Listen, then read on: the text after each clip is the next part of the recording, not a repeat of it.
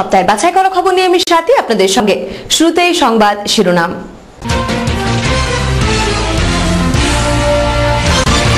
Vote প্রচারে তারকা সমাবেশ বাঁকুড়া স্টেডিয়ামে। নির্বাচনী প্রচারে হাজির রাজ চক্রবর্তী থেকে শ্রাবন্তী।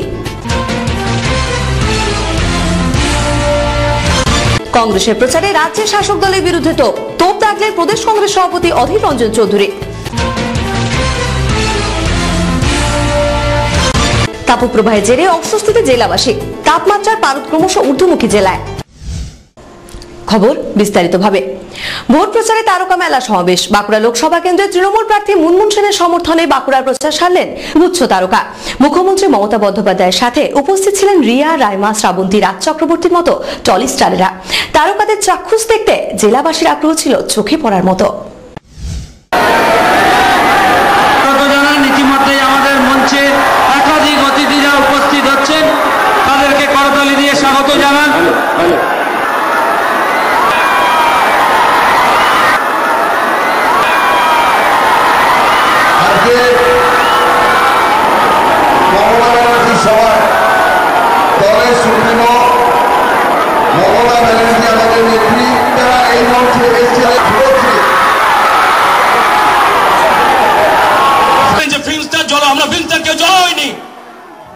আমরা ফ্রিজটা কেউ আকাশ থেকে জন্মাই না, আমরা আপনার বাড়ি থেকে জন্মাই।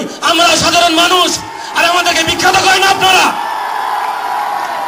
আমরা এখানে এসেছি, প্ল্যান করেছিল আগে সরকার বেঁচে মমতা ব্যানার্জি 40।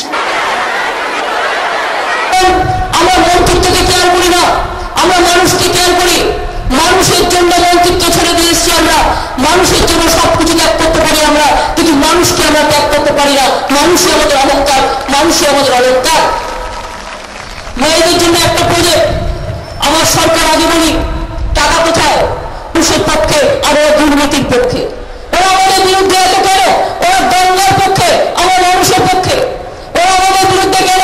আমরা দেখিয়ে দিয়েছি ঘুরে দাঁড় করানো যায়।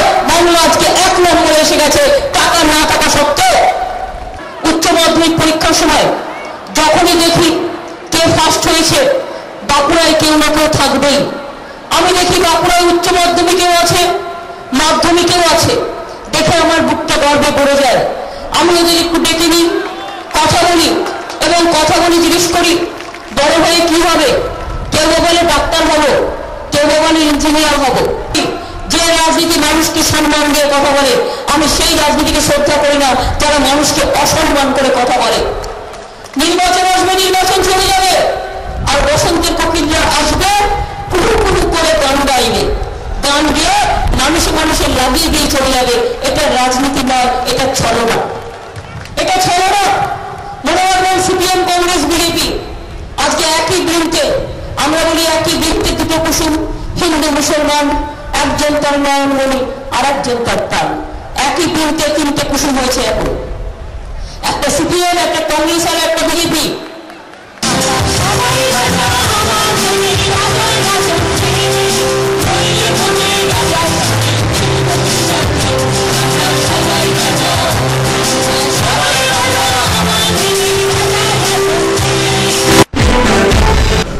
ভোট প্রচারে টলিউডের মহাগুরু মিঠুন চক্রবর্তী। বিষ্ণুপুর লোকসভা কেন্দ্রের তৃণমূল প্রার্থী সৌমিত্র খার হয়ে প্রচার সারলেন তৃণমূলের রাজ্যসভার এই সাংসদ। স্বাভাবিকভাবেই কিংবদন্তি নায়ককে দেখতে ভিড় ছিল উপচে পড়ার মতো। মিঠুন চক্রবর্তীর পাশাপাশি উপস্থিত ছিলেন রাজ্যের পরিবহন মন্ত্রী মদন মিত্র।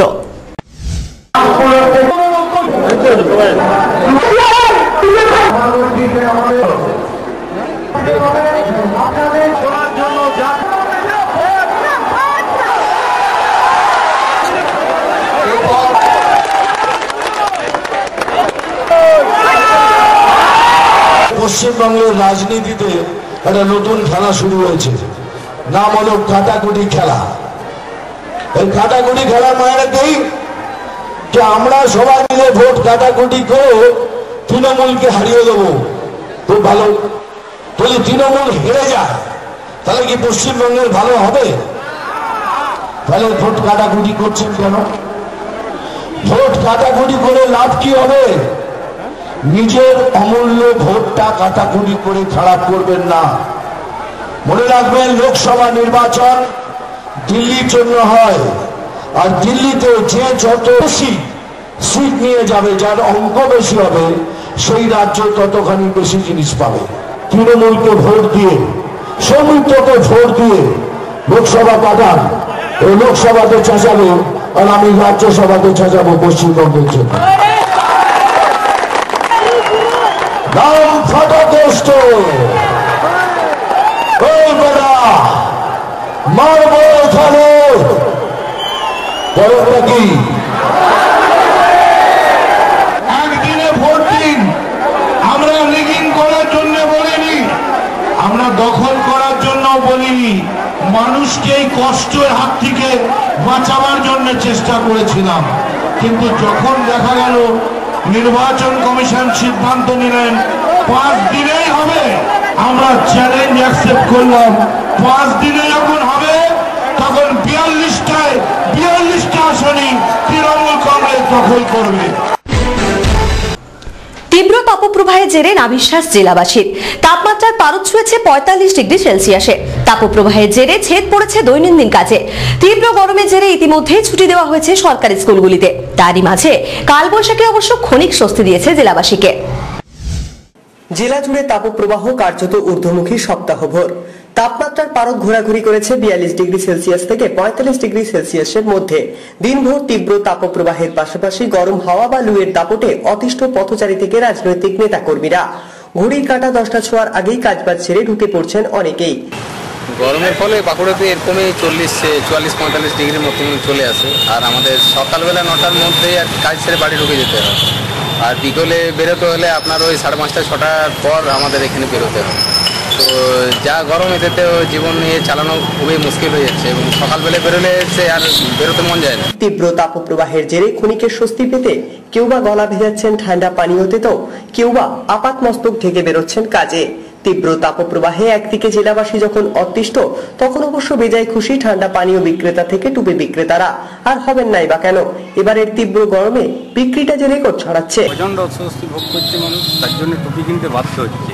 তার মানে গরম যেখানে কারোর কাছে সর্বনাশ, সেখানে আপনাদের কাছে মানে আমাদের কাছে সর্বনাশ তো বটেই, মানে আমারও তো গরমটা লাগছে। তার মধ্যেও মানে বিক্রি বাটা ভালো হওয়াটা খুব ভালো হয়েছে। গরমে আমরা অন্য বছরে এবছর গরমটা একটু বেশি, আর ডাবের চাহিদা খুব বেশি। ডাবটা ভালো বিক্রি হচ্ছে এবছর। স্কুল এখন তো বন্ধ হয়ে গেছে। হ্যাঁ, বেরোচ্ছ কখন বাড়ি থেকে বা কাজ করছো কখন? বিকালে বেরাই, আর এখন একটু আর বেশি বেরাই।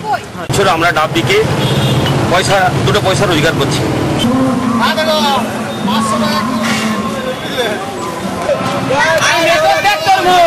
বৃষ্টির জেরে সপ্তাহের শেষে তাপপ্রবাহ কিছুটা হলেও নেমে এসেছে। ব্যুরো রিপোর্ট, জেলার বার্তা। এখন নিয়ে নেবো একটা ছোট্ট বিজ্ঞাপন বিরতি। সঙ্গে রাখুন, দেখতে থাকুন জেলার বার্তা।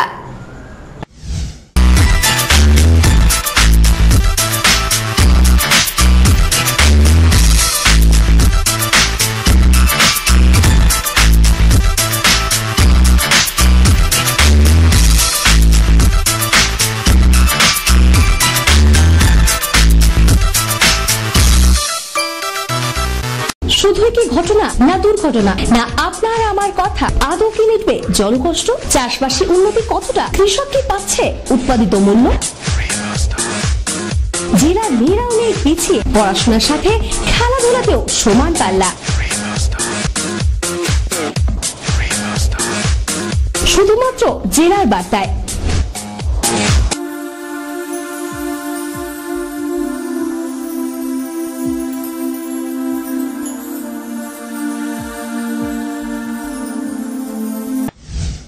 ফিরে এলাম বিরতির পর।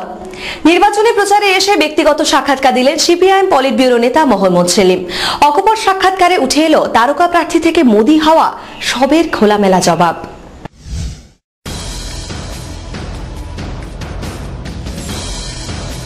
মূলত বাঁকুড়া জেলায়, কিন্তু আমি বিষ্ণুপুর কেন্দ্রে সুস্মিতা বাউরির সমর্থনে কোতলপুরে এবং জয়পুরে জনসভা করব। সেখানে উপনির্বাচন আছে বিধানসভা। আর বাঁকুড়ায় আমি যা খোঁজখবর নিলাম আমাদের সংগঠনের পাশ থেকে, যে সাধারণ মানুষের মধ্যে একটা উৎসাহ আছে। একটা অংশের মানুষ যারা গত পঞ্চায়েত নির্বাচনে আমাদের সমর্থন করেননি, অথচ ট্র্যাডিশনালি আমাদের সমর্থক ছিলেন, সেই অংশের মানুষও ফিরে আসছেন। তৃণমূল কংগ্রেস গত 34 মাসে আমাদের রাজ্যে যে সমস্ত কাণ্ড কারখানা ঘটিয়েছে, বিশেষত টেট কেলেঙ্কারি, SSC পরীক্ষা কেলেঙ্কারি, সিভিক পুলিশের নামে দুর্নীতি এবং সর্বোপরি চিট ফান্ডের নামে যেভাবে চিট ফান্ডের মালিকদেরকে বাঁচাবার চেষ্টা করা হচ্ছে, অপরাধীদেরকে আড়াল করে যারা ভুক্তভোগী, যারা টাকা খুঁজিয়েছে তাদের উপর যেভাবে আক্রমণ নামিয়ে আনা হচ্ছে, তাতে মানুষ বীতশ্রদ্ধ। মোদী ম্যাডাম নাকি মমতা বন্দ্যোপাধ্যায়ের উন্নয়ন তত্ত্ব, কোনটা বেশি অস্বস্তিতে রাখছে বামফ্রন্টকে? আমার মনে হয় মমতা ব্যানার্জি উন্নয়নের যা প্রতিশ্রুতি দিচ্ছেন সেটা যদি করে দেখাতে পারছেন না, এবং উন্নয়নের যে ধারা চলছিল 34 বছর ধরে, এবং যা পশ্চিমাঞ্চলের এই জেলাগুলো যাতে ভীষণভাবে উপকৃত হয়েছে, আমরা সব কিছু তা দাবি করি না, সেই কাজও সব স্তব্ধ হয়ে গিয়েছে। সুতরাং তৃণমূল কংগ্রেস বা মমতা ব্যানার্জি তার যে সততার ব্যাপারে যে একটা বা তার নিষ্ঠার ব্যাপারে মানুষের মধ্যে কিছু ধ্যান ধারণা যদি আগে থেকে থাকে, সেটাও ধূলিসাৎ হয়েছে। আর একটা শেষ প্রশ্ন, সেটা হচ্ছে যে আপনারা বারবার দাবি করছেন বাঁকুড়া জেলার বেশ কয়েকটা ব্লক সন্ত্রাস কবলিত, সেই সমস্ত ব্লক এবং এলাকাগুলোতে নির্বাচনী প্রচার স্বার্থে কিরকম অসুবিধার সম্মুখীন হচ্ছেন, বা সেই জায়গায় নির্বাচন নিয়ে কতটা আশাবাদী? এটা আমাদের বামফ্রন্টের নেতৃবৃন্দ, পার্টির কর্মীরা, তারা সেখানকার সে অবস্থান দেখে, সে এলাকার অবস্থা দেখে সমস্ত তারা প্রচারকে সমৃদ্ধ করার চেষ্টা করছেন। সব জায়গায় যে হইই করে হবে তা নয়, সন্ত্রাস কবলিত এলাকায়ও আমরা মানুষের সঙ্গে যোগাযোগ করছি, এবং যেখানে আমাদের প্রার্থী পৌঁছতে পারছেন, আমাদের কর্মীরা, নেতারা পৌঁছতে পারছেন, সেখানে সেই সন্ত্রাসকে বা ভয়কে জয় করে উপেক্ষা করি মানুষ সেখানে নেমে আসছেন। নির্বাচন আধিকারিক এবং নির্বাচন কমিশনকে এই নিশ্চয়তা দিতে হবে যাতে মানুষ, সাধারণ মানুষ ভোটটা দিতে পারে, যাতে ভোটের দিনে সন্ত্রাস না নেমে আসে। এবং আমার মনে হয় যেসব জায়গায় বেশি সন্ত্রাস তৃণমূলের তোলাবাজি, মস্তানি, গুন্ডামি মানুষ দেখেছেন, সেখানে তৃণমূল সম্পর্কে মানুষের আরো বেশি মোহ ভঙ্গ হয়েছে, সেজন্য তারা বামপন্থীদেরকে সমর্থন করবেন। বাঁকুড়ায় সেলিব্রিটি প্রার্থী সম্পর্কে কোনো উক্তি? না, আমি কোনো, এটা তো ব্যক্তির লড়াই নয়, কারণ এটা কোনো লোকসভা নির্বাচনটা হচ্ছে আমাদের অর্থনীতির ব্যাপারে, নীতির ব্যাপারে, দেশ কোন পথে চলবে সেটা ব্যাপারে সিদ্ধান্ত। এখানে কেউ যদি এখন মুনমুনকে বা টুনটুনকে প্রার্থী করে দেয়, সেটা দেখার জন্য লোকের কিছু ভিড় জমতে পারে, ভিডিও যেমন দেখে লোকে, কিন্তু আসলে তো এটা লুঙ্গি ডান্সের আসর নয়, পাগলু ডান্সের আসর নয়। এটা হচ্ছে আমাদের দেশের ভবিষ্যৎ নিয়ে, আমাদের ছেলেপুলেদের ভবিষ্যৎ নিয়ে, আমাদের অর্থনীতি নিয়ে, আমাদের রাজ্যে যে নৈরাজ্য, আমাদের মেয়েদের যে নিরাপত্তাহীনতা, সেটাকে কাটানো, আর তার সঙ্গে শিক্ষাক্ষেত্রে যে আক্রমণ হচ্ছে সেখান থেকে শিক্ষাকে বাঁচানো, আর আমাদের ভবিষ্যৎ প্রজন্মের ছেলে মেয়েদের কর্মসংস্থানের সুযোগ করে দেওয়া। সেই ব্যাপারে সেলিব্রিটিকে প্রত্যেকে নিজের নিজের জগতে, প্রত্যেক জগতেই সেলিব্রিটি আছেন, তাহলে তার প্রত্যেকের নিজের নিজের জগৎ আছে, এবং সেখানে মুনমুন সেন এক সময় নায়িকা ছিলেন, কিন্তু আমি দেখছি তার প্রচারেও মমতা ব্যানার্জিকে তার মেয়েকে নিয়ে আসতে হচ্ছে। কারণ এই প্রজন্মের ছেলে মেয়েরা তো আর পুরোনো হরলিক্সের বিজ্ঞাপনের দ্বারা প্রভাবিত নয় যে এমনি এমনি খাওয়া যায়, আসলে প্রত্যেকটা একটা পারপাস থাকে। জেলায় নির্বাচনী প্রচারে এসে রাজ্যের শাসক দলকে একহাত নিলেন প্রদেশ কংগ্রেস সভাপতি অধীর চৌধুরী। সারদা দুর্নীতি নিয়ে মুখ খোলার পাশাপাশি রাজ্যের মুখ্যমন্ত্রীকে কড়া ভাষায় আক্রমণ করেন এই কংগ্রেস নেতা। প্রধান বক্তা সহকর্মী প্রদেশ কংগ্রেস সভাপতি অধীর রঞ্জন চৌধুরী, আজকে শ্রীপ্রসন্নের বিরুদ্ধে তদন্ত শুরু হয়েছে। খবর খুললে দেখতে পাচ্ছেন দিল্লির সমস্ত তদন্ত করছে, কেটে ঘুরতে সাপ বেরিয়ে যাচ্ছে। আতঙ্কিত তৃণমূল সিবিআই তদন্ত চাইছে না। সারা জীবন দিদির মুখে সিবিআই তদন্তের জয়ের জন্য শুনেছি আমরা। আজ দিদি সিবিআই তদন্ত চাইছে না। আজকে বাংলার মানুষ সিবিআই তদন্ত চাইছে, আপনি আটকাচ্ছেন।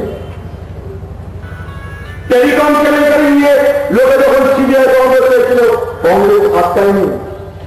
কারণ কি জানেন? সোনিয়া গান্ধী মনমোহনের ছিল সততা। সারা ভারতবর্ষে নারী নির্যাতনে এই বাংলা প্রথম হয়েছে, দিদি আমাদের ফাঁস করেছে। সেদিন সিপিএম এর আলিমুদ্দিন চিফ পার্টি অফিসে বসে বাংলার কোন বেকার যুবক চাকরি পাবে তার তালিকা তৈরি হতো।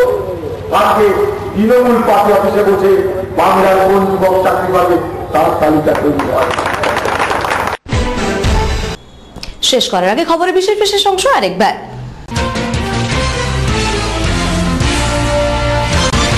ভোট প্রচারে তারকা সমাবেশ বাঁকুড়া স্টেডিয়ামে। নির্বাচনী প্রচারে হাজির রাজ চক্রবর্তী থেকে শ্রাবন্তী। কংগ্রেসের প্রচারে রাজ্যের শাসক দলের বিরুদ্ধে তোপ দাগলেন প্রদেশ কংগ্রেস সভাপতি অধীর রঞ্জন চৌধুরী। তাপপ্রবাহের জেরে অস্বস্তিতে জেলাবাসী, তাপমাত্রার পারদ ক্রমশ ঊর্ধ্বমুখী জেলায়। ইলেকট্রনিক্সের পর এবার প্রিন্ট মিডিয়াতেও আমরা জেলা জুড়ে ভিন্ন ধারার পাক্ষিক পত্রিকা বার্তা বিনিময়।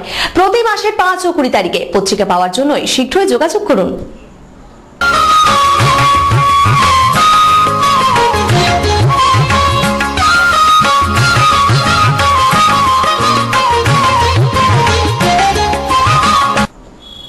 আজকের মতো জেলার বার্তা এই পর্যন্তই। পরবর্তী খবর দেখুন আপনাদের প্রিয় চ্যানেলে ঠিক এর সময় এদিনে। ততক্ষণের জন্য বিদায় নিচ্ছি। দেখতে থাকুন জেলার বার্তা, জেলার মানুষের অন্তরের কথা। নমস্কার।